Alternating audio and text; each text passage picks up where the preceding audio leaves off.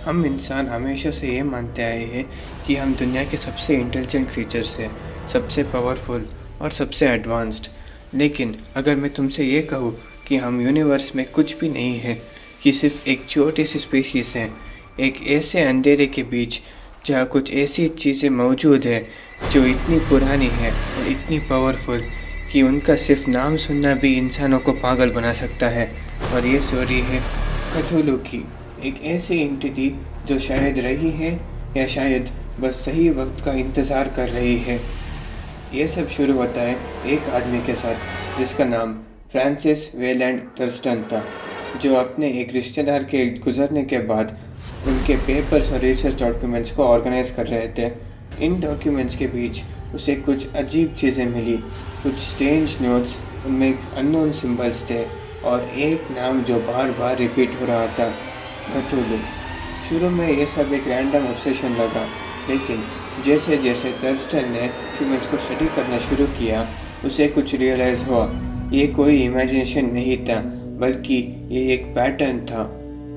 Documents के अंदर एक केस मेंशन था जिसमें एक स्कल्प्टर से ड्रीम्स को एक्सपीरियंस करना शुरू करता है। उसको हर रात एक अजीब से शहर दिखता था, एक ऐसा शहर जो इंसानी आर्किटेक्चर से कम्प्लीटली अलग था, जहाँ ज्योमेट्री के रूल्स ब्रेक होते थे, जहाँ एंगल्स इम्पॉसिबल्स लगता था। उन सपनों के बेसिस पे उसने एक स्टैचू बनाया, एक स्ट्रेंज क्रीचर का जिसका शेप इंसानी नहीं था, और उसके पास एक ऑक्टोपस जैसा फेस था और उसके पास विंग्स भी थे। जब थर्स्टन ने उस स्टैचू को देखा, उसे समझ आ गया कि ये कोई ड्रीम नहीं है, ये किसी चीज़ का सिग्नल है। जैसे जैसे इन्वेस्टिगेशन आगे बढ़ी, एक डिस्टर्बिंग चीज़ सामने आई। दुनिया के अलग अलग पार्ट्स में लोग एक ही चीज़ के बारे में बात कर रहे थे, एक ही नाम, कथुलू। पुलिस रिपोर्ट्स ने बताया कि कुछ जगह पर सीक्रेट कल्ट्स भी एग्जिस्ट करते हैं जो इसे वर्शिप करते हैं। उनका कहना था कि कथुलू एक एंशिएंट बीइंग है जो समुंदर के नीचे एक शहर में रहा है, रही है, एक ऐसा शहर जो इंसानी दिमाग समझ नहीं सकता है। और रिपोर्ट में एक शिप के बारे में है जो एक्सीडेंटली एक अननोन आइलैंड तक पहुंच गया था। वहां उन्हें एक स्ट्रक्चर मिला, एक ऐसा स्ट्रक्चर जो किसी भी नॉन सिविलाइजेशन का नहीं था। जैसे ही उन्होंने उस जगह को एक्सप्लोर करना शुरू किया, एक दरवाज़ा खुला और कुछ बाहर आया। क्योंकि लोग पैनिक करना शुरू कर दिया। कुछ लोग तो इसे ज़िंदा बच नहीं पाए और कुछ लोग तो पागल ही हो गए। अभी बचा, उन्होंने उसे एक ही तरह डिस्क्राइब किया, एक मैसिव क्रीचर जो समुंदर से उठ रहा था, कथुलू। थर्स्टन ने जब इन पीसेस को जोड़ा तो उसे समझ आ गया कि ये सब इंसिडेंट्स कनेक्टेड थे।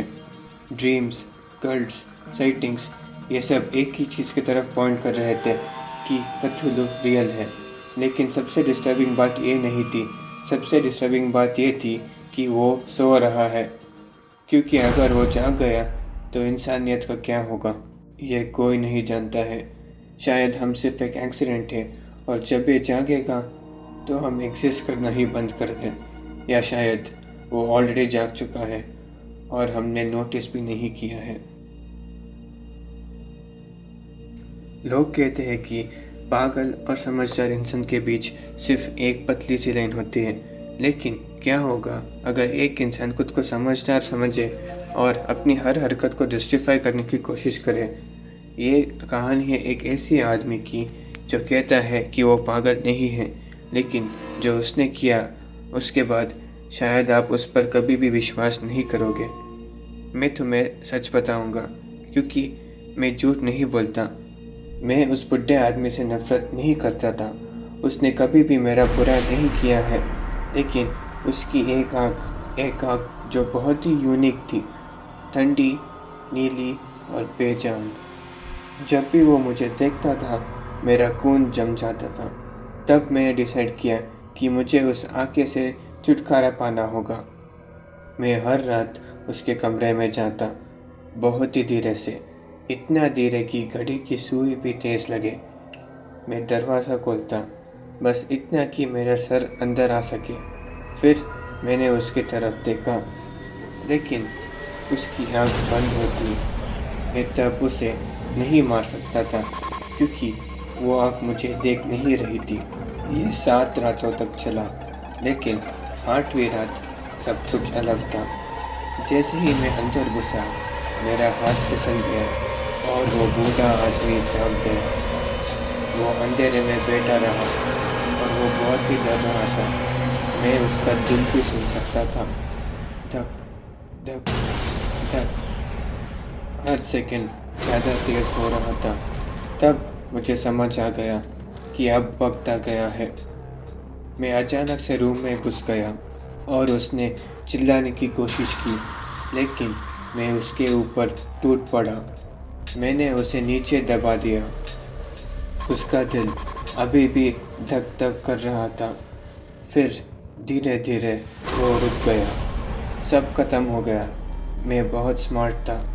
मैंने बॉडी के टुकड़े किए, उन्हें फ्लोर के नीचे छुपा दिया। किसी को कुछ भी पता नहीं चलने वाला था। मैं जीत गया था। सुबह पुलिस आई। किसी नेबर ने आवाज़ सुनी थी, पर मैं कॉन्फिडेंट था। मैंने उन्हें सब दिखाया। उन्हें कुछ नहीं मिला। वो मेरे कमरे में बैठ गए। फिर मैंने वो आवाज़ सुनी, धक धक धक। वो ज़्यादा तेज़ हो रहा था। पुलिस को क्यों सुनाई नहीं दे रही थी, वो मुझे समझ नहीं आ रहा था। मैं और बर्दाश्त नहीं कर सकता था। उसके बाद मैंने चीखा, हाँ, मैंने ही किया है। फ्लोर के नीचे उसका दिल अभी भी धड़क रहा है। न्यू इंग्लैंड में एक छोटा सा गांव है और उसका नाम डनविच है।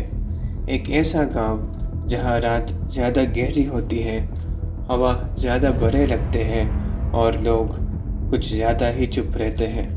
यहाँ के लोग बाहर वालों से बात करना पसंद नहीं करते हैं और जो लोग यहाँ आते हैं वो अक्सर वापस नहीं आना चाहते हैं। लेकिन सबसे अजीब बात ये नहीं है।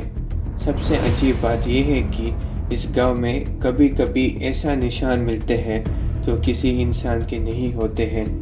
बड़े, बहुत बड़े, जैसा कोई चीज़ जो दिखती नहीं है लेकिन चलती है।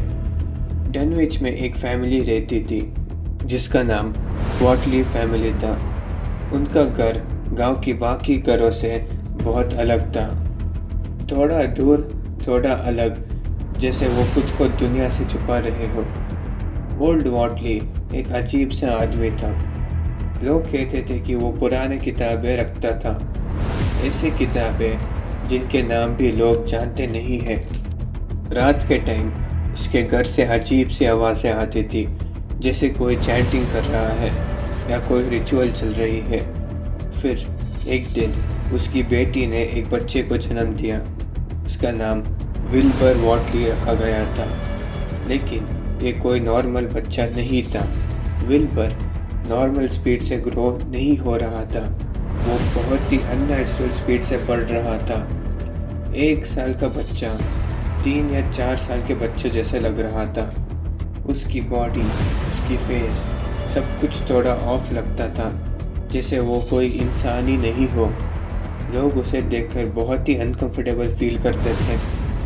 उसकी आंखों में कुछ अजीब था, जैसे वो तुम्हें देख नहीं रहा है बल्कि तुम्हारे थ्रू देख रहा है, जैसे उसे पता हो कि तुम क्या हो। जैसे जैसे विल्बर बड़ा होता गया, गांव में अजीब से इंसिडेंट्स होने शुरू हुए। रात के टाइम बड़े बड़े फुटप्रिंट्स मिले, पेड़ टूटने लगे, पशु पक्षी अचानक से गायब होने लगे, लेकिन किसी ने कभी कुछ नहीं देखा। बस कुछ निशान जो किसी ने छोड़ के गया था, जैसे कोई चीज़ गांव के बीच से गुजर रहा था, लेकिन वो इनविजिबल था। लोग इससे डरने लगे, लेकिन किसी ने इसके बारे में ओपनली बात नहीं की, क्योंकि डनविच के लोग सच से ज़्यादा डरते थे। विल्बर को एक किताब चाहिए थी, क्रोनोमिकॉन, एक ऐसा किताब जिसके बारे में कहा जाता है कि उसमें ऐसा सीक्रेट्स है जो इंसानों को पता नहीं होना चाहिए। इसको ढूंढने विल्बर लाइब्रेरी गया, लेकिन उसे वो किताब नहीं मिली। उसने चोरी करने की कोशिश की, लेकिन वो पकड़ा गया।